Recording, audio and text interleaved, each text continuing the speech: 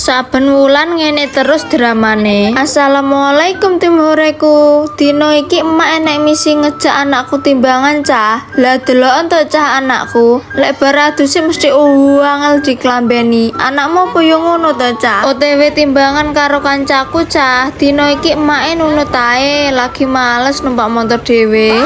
Wis teko ki lho cah, iki lho nggone. Jarake karo omahe emak mik cedhek, ora enek 5 menit. Timbangane nang balai desa cah, yo iki nggone, timbangan bocil saben wulan. Dino iki rada sepi cah. Biasane emak teko rame sampe antri-antri. Urung-urung anakku wis nangis cah, wedi ditimbang. Lek nang omah yo malah mapan dhewe ra koyo ngene lho jane. Wong ditimbang koyo tiapakne lho lele. Ilohmu lho sampe koyo ngono. Kuwi umbal sampai metu, sing kok wedeni iki lho ya apa?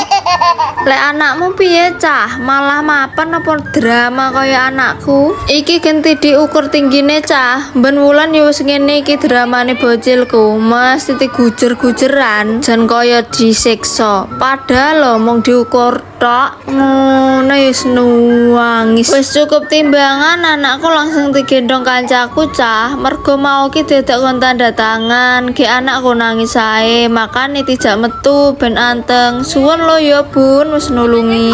Mak, gisine mau apa? Lho, ya teko gisine to. Lali ra tak video cah. Gisine mau ki jeli, lemet karo ndok glundung. Lah gisi timbangan mahmu apa cah? Alhamdulillah cukup timbangan OTW mulih cah. Timbangan dino iki lancar, ora lali nangise yo saya lancar. Bocilku teko ngomah lanjut servis badan cah, ben lali karo trauma ditimbang mau. Delok ento lek nguwenakne sampai kegowo ngipi. Selesai sudah episode wedi ditimbang dino iki. Wedi kuwi wajar, sing penting tetep semangat. Matur suwun ngancani emak ya cah. Wassalam.